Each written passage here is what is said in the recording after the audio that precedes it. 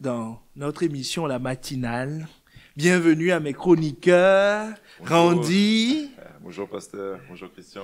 Bonjour Christian. Bonjour pasteur. Bonjour Randy. Voilà, nous sommes heureux d'être là encore ce matin avec vous.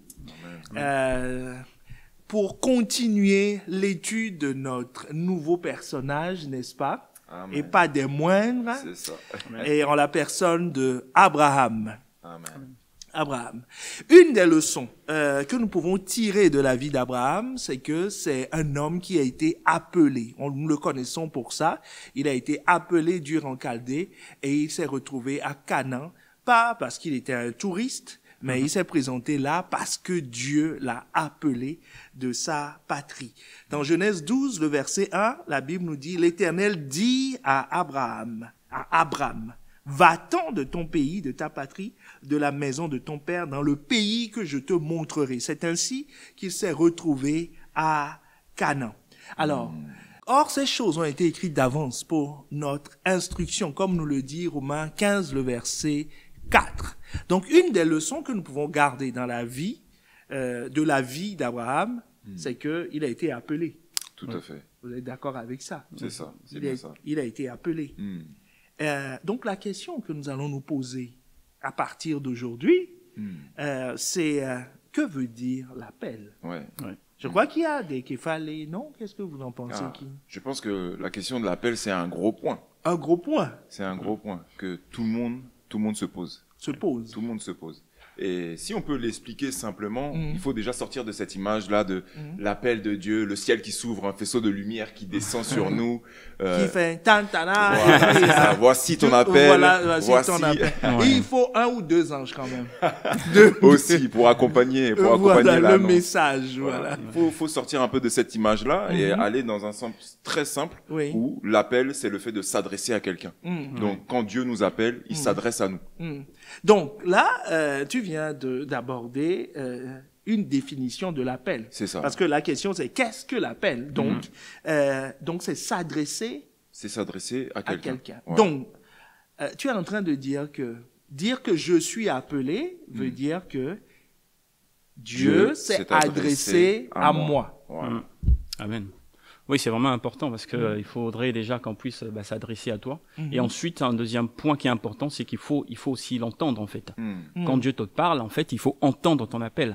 Sinon, du coup, c'est comme si on s'adressait à quelqu'un, mais la personne n'a pas entendu. Ça veut dire que Donc, c'est pas un appel. c'est pas un appel. Un appel, c'est un son entendu par quelqu'un. C'est ça. Et le son a été émis par un tiers. Oui. C'est ça. Et là, je rajouterais que l'appel veut dire que c'est comme une consigne, c'est comme un ordre qui est donné. Parce qu'on t'appelle, on t'interpelle, c'est pour attirer ton attention. Tout à fait. C'est pour attirer ton attention. C'est ça. On l'a avec l'exemple d'Abraham. Lorsque Dieu l'a appelé, il s'est tout de suite mis en mouvement. Il a eu quelque chose à faire. Oui. Et on le voit également avec l'exemple de Samuel, qui a été appelé plusieurs fois par le Seigneur, qui n'a pas reconnu cette voix de Dieu. Et lorsqu'il l'a reconnu, maintenant, il a pu entendre clairement ce que Dieu voulait. Donc, l'exemple de Samuel, c'est ce que disait Christian tout à l'heure. C'est bien ça. Il a entendu un entendu. bruit, mais il n'a pas répondu, Ouais. donc c'est pas un appel. Voilà, c'est ça. Donc, on peut parler d'appel quand j'entends ce que Dieu a dit et quand je réponds. En tout cas, je comprends que Oui. Voilà. ça s'adresse à moi parce que dans le cas de Samuel, il a entendu, mais pour lui, c'est un bruit, Voilà. Il pensait que c'est son maître. c'est son maître qui Oui. l'appelait, mais Oui. voilà, c'était pas d'accord. Donc, nous retenons que être appelé, c'est que Dieu s'est adressé à nous et Voilà. que nous l'avons Nous l'avons entendu. Voilà. Nous avons reconnu sa voix. Donc, nous avons dit que l'appel, c'est Dieu qui m'interpelle, qui s'adresse à moi. Oui. Et je l'entends, je reconnais que c'est Dieu, quoi. Voilà. Ben, ça fait de nous quand même quelqu'un d'important, non? Vous ne trouvez pas? Si, de très important. De très Bon, c'est- important. Et du coup, je me pose la question, qu'est-ce que Abraham a fait, quand même? Vous, tu vois, si tu veux Ah, c'est vrai, oui, c'est vrai. que Dieu, C'est que vrai. le ciel Si on s'ouvre. peut faire comme lui pour Ah que oui. nous aussi on soit appelés, Oui. on veut savoir. Sur la route, et puis ou dans ta chambre, comme ça. Ah, Tu dis à tes enfants, chut, J'ai un appel du ciel. Il y a un ange là qui est... Mais est-ce que Abraham a fait quelque chose? Alors, je dirais que Abraham n'a rien fait de spécial en fait. Abraham, c'était simplement la grâce de Dieu qu'il a localisé, comme on peut le dire, et la grâce est tombée sur lui. Et ensuite, à ce moment-là, il a entendu Dieu et il a obéi à ce que Dieu lui a dit. Simplement en fait, l'appel, faut pas voir comme on disait tout à l'heure que c'est quelque chose. C'est vraiment une grâce. C'est Dieu qui fait. C'est une faveur imméritée de la part de Dieu. Le regard de Dieu tombe sur toi et il y a quelque chose à faire. Et voilà, il faut maintenant continuer à suivre. En effet, c'est une faveur imméritée parce que c'est Dieu qui s'adresse à nous. Oui. Et Dieu est souverain.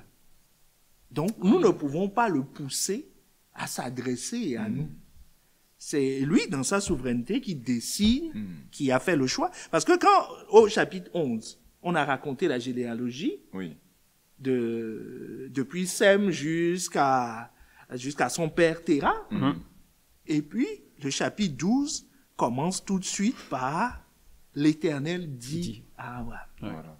Donc, il ne s'est rien passé. Oui, on ne voit pas de faveur particulière, un comportement spécifique qui aurait permis de recevoir cet appel. Non, il n'y a rien de tout ça. C'est fort quand même. Ouais. C'est très fort. Donc, c'est une grâce. C'est une grâce.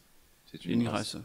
Et puis, il y a d'autres exemples aussi qu'on peut voir. On peut parler de Marie, par exemple, dans la parole, où on dit que, c'était une grâce, en fait, qu'elle soit, celle qui va concevoir Jésus. C'est une grâce, hein. Donc, c'est pas un mérite. C'est vraiment une grâce, quoi. Ouais, c'est ça. On voit également avec l'exemple de l'apôtre Paul, lui-même qui persécutait les chrétiens, qui les tuait, et Dieu vient et lui parle. Il l'appelle. Cet exemple est fort quand même, parce que lui, il a fait tout ce qu'il ne faut pas. Au moins, Abraham, lui, n'a rien fait. Ouais, c'est ça. Mais Paul, lui, il allait à l'opposé. À l'opposé. Et malgré ça, Dieu l'a appelé. Dieu l'a appelé. Donc, Dieu, dans sa souveraineté, c'est lui qui nous appelle. Ouais. 1 Pierre 5, le verset 10, dans la version français courant, nous dit, « Mais Dieu, source de toute grâce, vous a appelé à participer à sa gloire éternelle. » Il nous a appelés. Bon, d'accord. Donc, j'ai compris, nous avons dit que on ne fait rien. Celui qui est appelé, c'est vraiment une grâce, il n'a rien fait pour le mériter. Mais est-ce que Dieu regarde au moins aux conditions pour appeler? Voilà, si tu es fils de riche, pourquoi pas? Voilà. C'est vrai. Et de la même façon, on peut se servir d'Abraham. Regardez la liste des conditions. Donc, on regarde, si on voit le père, non, Dieu ne cite pas le père quand il parle de l'appel. Au contraire, il lui demande de quitter son père. Son père, oui. Donc, non, encore une fois, par rapport à Abraham, on voit qu'il n'y a pas de conditions particulières. Donc, il y a pas, donc c'est vraiment la souveraineté de Dieu, quoi. Voilà, c'est à son bon vouloir, à sa bonne grâce. C'est vraiment la grâce de Dieu, en fait. Parce qu'on voit Dieu dans sa souveraineté, il a appelé, quand on voit dans les Écritures, il a appelé des personnes différentes, en fait. Il a appelé Abraham, comme on a vu Abraham tout à l'heure, alors qu'il était déjà âgé. Il a appelé Abraham. Il a appelé des jeunes. Âgé, il a appelé pour faire un enfant. Pour faire un enfant. Voilà. C'est vraiment magnifique. Il a appelé David. David, il était très jeune. Donc voilà, ça, c'est pas vraiment une condition. Il a appelé qui d'autre? Il a appelé Rahab, qu'on connaît, Rahab, la prostituée. Rahab, la prostituée. Il y a beaucoup. En fait, on voit que c'est vraiment différent. C'est pas vraiment une condition spécifique. C'est vraiment la grâce de Dieu qui tombe sur la personne. Donc c'est quand même fort parce que on voit que en fait Dieu ne compte pas sur nos capacités pour nous appeler. Il compte sur sa capacité à lui. Il compte sur sa grâce pour nous appeler. C'est pour ça que voilà, dans les exemples que tu viens de citer, il prend un jeune homme qui est derrière les brebis, qui n'a jamais géré d'homme. Il a vu là et il veut faire de lui un roi. C'est ça. Et il prend Abraham, que nous avons décrit précédemment dans notre première émission d'introduction, comme étant un idolâtre. Oui, c'est ça, comme son père. Oui, comme son père. Et il adorait les astres, des choses comme ça. Tout ce que Dieu n'aime pas. Voilà. Mais voilà, Dieu le prend maintenant, l'appelle de là, pour qu'il devienne son adorateur. Et il comptait sur sa grâce. Et nous voyons aussi l'exemple de Rahab, qui est une prostituée, une femme de mauvaise vie, qui méritait à l'époque la lapidation, selon la loi de Moïse. et que Dieu prend pour en faire un aïeul, pas de quelqu'un, pas de Christian, Non. pas de Randy, Non. mais lui-même. Amen. C'est ça. Lui-même. Amen. Wow. Donc, ça veut dire que nous pouvons être tous appelés. En Amen. tout cas, que Dieu nous fasse grâce. Il y a quoi d'autre? Qu'est-ce qu'on peut... s'il n'y a pas que... s'il appelle tout le monde, Oui. est-ce qu'il y a un autre point que nous pouvons voir concernant l'appel? Par rapport à l'appel, il y a aussi le point de l'identification. Par rapport au fait que lorsque Dieu nous appelle, il nous appelle et il nous donne une identité, il nous donne une nouvelle identité. Il ne pouvait pas garder Abraham comme étant un fils idolâtre, comme son père, etc. Non, il lui donne une identité. Il l'appelle à vivre une vie nouvelle. Et c'est pour ça qu'on voit en Genèse 17 qui change son nom pour lui donner maintenant son nom de son appel. Tu seras le père d'une multitude. Donc, on change son nom d'Abraham en Abraham. Abraham. Voilà. Abraham. Donc, ça veut dire que Dieu, en fait, Dieu nous appelle, ça va être une tautologie, mais Dieu nous appelle par notre appel. Amen. C'est ça. Il nous appelle par notre appel. J'explique pourquoi je dis ça. Abraham a été appelé, comme nous avons vu dans Genèse 12 tout à l'heure, il a été appelé à être père de multitudes. Mais il s'appelait Abraham. Mais Dieu maintenant va changer son nom en rajoutant le Am. Donc, et Abraham va vouloir dire dorénavant père de multitudes. Donc Dieu l'appelle par son appel. Pour que chaque jour, donc Dieu, ça veut dire que Dieu le voit comme son appel. Donc son appel, c'est ce que tu veux dire par l'identification. Ouais, son appel, c'est un nom en fait qu'il nous donne. Comme un nom de Jésus, c'est Emmanuel. Amen. Qui veut dire Dieu avec nous. Amen. Et comme le nom de Caleb également qu'on avait vu, on avait du chien, mais Chien. je veux t'utiliser comme chien. Comme un chien, un pisteur, quelqu'un qui poursuit, Qui marche par la foi. qui marche par la foi. Waouh! Amen, c'est fort. Amen. Amen. C'est Ah, fort. Quand j'entends ça, je dis, il faut que je découvre mon appel. Amen. C'est sûr qu'un Képhale est en train de soupirer. Ah oui, il faut que je découvre mon appel. Parce que c'est ça même mon nom. C'est mon petit nom. Quoi. Amen. Amen. Amen. Amen. Mais il y a une chose est d'être appelé. On a dit tout à l'heure. Être appelé, ça veut dire que Dieu m'appelle. Amen. Mais la question qu'on peut se poser entre nous, et je crois qu'un Képhale se la pose aussi, c'est est-ce que je peux m'appeler moi-même? Celle-là. Ça paraît déjà un peu plus compliqué. Un peu plus compliqué, oui. Parce qu'il y a quand même une différence, rassurez-moi, Ah oui, entre bien sûr. être appelé Hmm. et s'appeler soi-même. Il y a une grosse différence. Il y a une grosse Comme on a différence. pu dire tout à l'heure, en fait, c'est Dieu qui appelle. Donc du coup, s'appeler soi-même, c'est pas normal en fait. C'est ce qu'on va dire, c'est une ambition personnelle. Et ça, en fait, c'est pas un appel. C'est pas du tout un appel. Oui, Randy, tu voulais dire quelque chose? Ouais, il y a le point, on peut se demander pourquoi je m'appelle.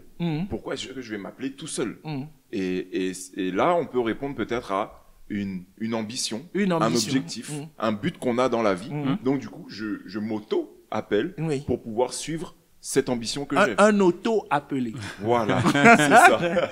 Donc, si je comprends bien, je reprécise pour quelqu'un qui nous suit, c'est que Abraham n'avait pas d'ambition. Non. Il ne rêvait pas de Canaan. Canaan, c'était pas l'Eldorado. Et voilà, il se dit, il faut que je voyage pour aller à Canaan. Il était bien là où il est, c'est ce que nous avions vu la dernière fois. Ouais. Il était bien, bonne famille, bonne situation, entouré de ses Son pères, père, de sa femme. Voilà, et puis il était bien là-bas. Donc, il n'avait pas d'ambition particulière pour ce voyage. Et Dieu vient lui rendre visite dans le chapitre 12 de Genèse que nous venons de voir. Et Dieu l'appelle et lui dit, maintenant, va. Donc, ça, c'est être appelé. Donc, pas d'ambition. L'ambition, le projet vient de Dieu. S'appeler soi-même, c'est que c'est pas Dieu qui a parlé. Mais c'est moi qui ai un rêve. Je me dis, il fait chaud ici, à Ur-en-Chaldée. On n'est pas assez riche. C'est un peu comme la chanson de Jean-Jacques Goldman. Là-bas. Là-bas, j'aurai ma chance, j'aurai mes droits. Là-bas. Bon, c'est un peu vieux maintenant. J'ai commencé à oublier les passés remplacés par des chants plus... Voilà. Mais quelqu'un voit de quoi je parle. Vous voyez de quoi je parle. Voilà. Donc là-bas, Canaan, s'il veut aller là-bas, il y a un exemple quand même, non? Il y a Térak, son père. Térak, son père, en fait, oui. Est-ce qu'il a été appelé ou il s'est appelé? Lui, par contre, Térak, il s'est appelé. Il s'est appelé. Parce qu'en fait, on n'a pas vu dans la parole là où Dieu lui a dit, en fait, mais on voit que lui-même il est parti. On voit ça dans Genèse 11 au verset 31. Et on dit, en fait, Térak prit Abraham son fils et Lot fils d'un... Et ensuite, il a pris, en fait, c'est lui-même qui a pris l'initiative de partir. Il n'a pas entendu Dieu. Donc là, en fait, on peut dire que c'est une ambition, en fait. Donc dans le là-bas. Là-bas, il a chanté là-bas. Il s'était auto-appelé dans le but, je vais aller à Canaan, je vais aller vivre ma vie à Canaan. Oui. En tout cas, m'éloigner de ce village. Voilà. C'est ça. Mais ça s'est pas passé comme prévu. Comme prévu. Il s'est arrêté en cours de route. C'est ça. Il s'est arrêté en cours de route. Il y a quelqu'un d'autre que vous connaissez. Est-ce que Lot, voilà, on est en train d'étudier tous ceux qui sont autour de lui. Est-ce que Lot a été appelé?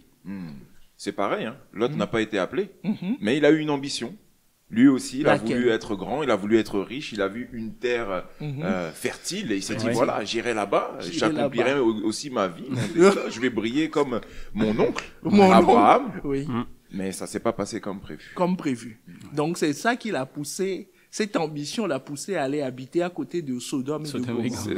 Vous avez remarqué quand même, hein, quand on n'est pas appelé, on se sent facilement à l'aise avec les zones de péché, avec les zones limites.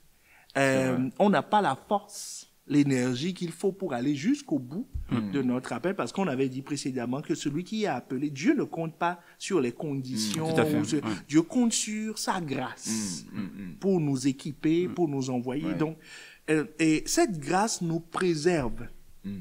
Et ce qui fait que le Térak, qui n'a pas été appelé, n'avons pas trouvé de trace d'appel, n'a pas pu aller jusqu'au bout.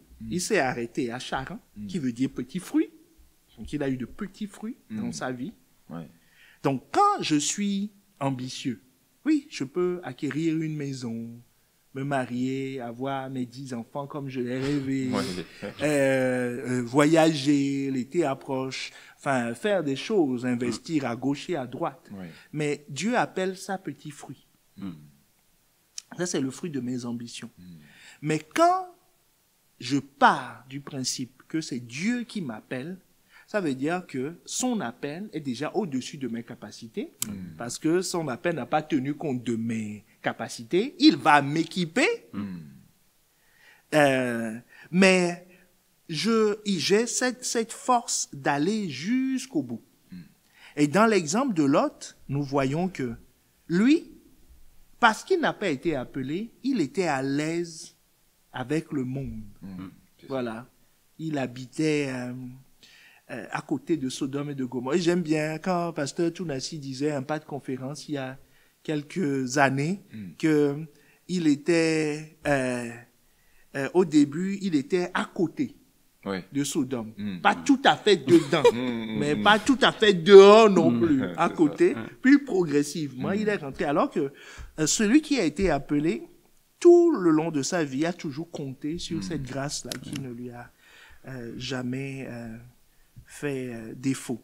Amen. Il y a la notion de compromis aussi, du coup. On peut se dire que la personne qui s'auto-appelle va plus facilement faire des compromis pour réussir à y aller. Pour réussir. Puisqu'il compte sur ses contacts, il compte sur ses réseaux pour pouvoir arriver. On ne veut pas rentrer dans la difficulté, alors que quand Dieu nous appelle, il nous dit également qu'il y aura des tribulations, il y aura également des obstacles, mais qu'avec lui, on sera vainqueur. Mais quand on est seul, quand on se lance dans cet appel tout seul, par soi-même, bah, on n'a pas envie de rencontrer ces tribulations et ces obstacles, parce que personne nous a encouragés dans ce sens. Tout à fait. Tout à fait. Tout à fait. Et puis, quelqu'un qui s'appelle lui-même vit les difficultés comme des échecs, en fait, personnels. C'est vrai. C'est source de dépression. Hein. C'est vrai. C'est vrai, c'est vrai. Oui, il le vit et les menaces le touchent directement. Alors que quelqu'un qui est appelé, c'est comme un ambassadeur. C'est ça. C'est le projet de Dieu, c'est le plan de Dieu. Donc, comme Abraham l'a souvent fait, lui qui est appelé, qui ne s'est pas appelé, chaque fois qu'il a une difficulté, il se tourne vers Dieu. Disant, c'est toi qui m'as appelé. C'est ça. Donc, tu es chargé de pourvoir aussi. Tout à fait. Tu dois me protéger. Bon, il a toujours fait, sauf une fois. Après son voyage en Égypte. Mais on ne va pas parler de ça aujourd'hui. Donc, en fait, depuis le début, nous le disons, mais j'aimerais que nous le précisions bien, qu'il fallait. C'est Dieu qui appelle ou on peut être appelé par d'autres personnes, d'autres. Rassurez-moi, dites-moi quelque chose. C'est Dieu seul.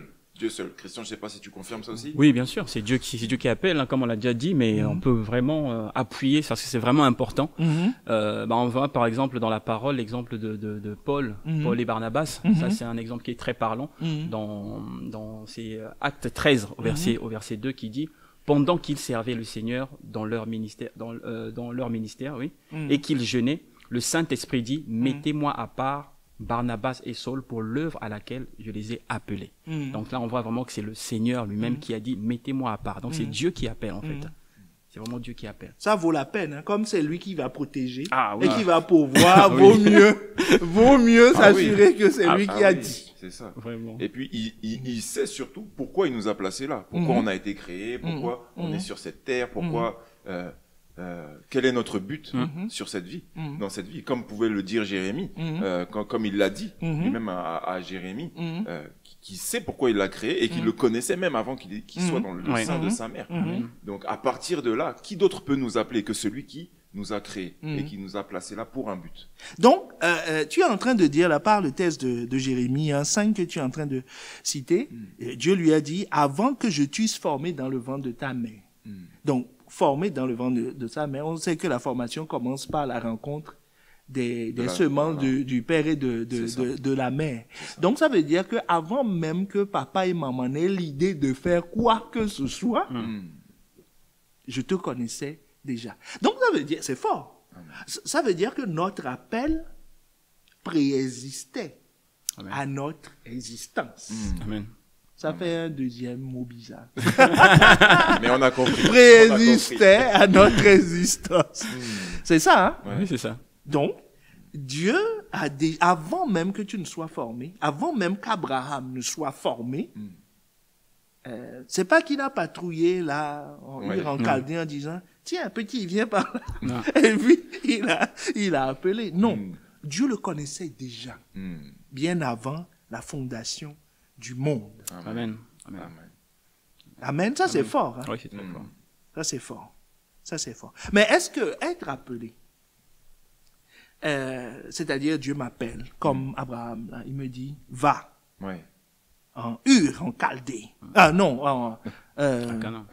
Oui, voilà, va à Canaan. Et puis, je rentre chez moi. Je vais sur Google Maps. Le trajet.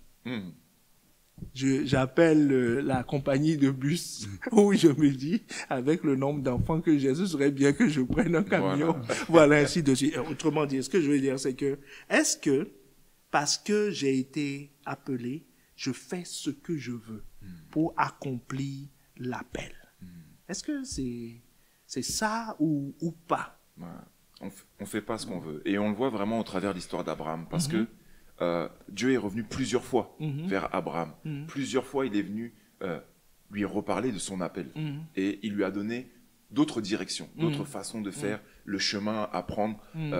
On l'a avec l'exemple même de Jésus, lorsque Jésus est né, qui vient parler du coup à Joseph et qui lui dit « Ok, maintenant vous partez là-bas, vous faites ceci, vous faites cela. » C'est Dieu qui conduit, de A à Z, mais il donne l'étape B, C, D. Oui. Voilà.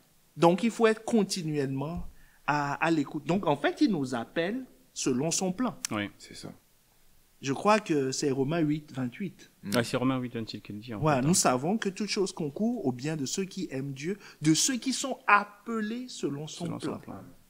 Donc, ce n'est pas le plan d'une personne qui va se lever le matin. Non, j'ai un plan. Non, c'est le plan de Dieu, en fait. Et que tu dois suivre, comme Randy disait tout à l'heure, étape par étape. Donc, il faut être à l'écoute. Il faut toujours écouter. Comme on l'a dit au départ, en fait, tu entends à chaque fois. Il y aura d'autres instructions pour aller encore plus loin, en fait, dans le plan de Dieu. Donc, dans ce sens, vous êtes en train de dire que je ne peux pas être appelé de Dieu et commencer à faire mes plans. Celui qui appelle à son plan.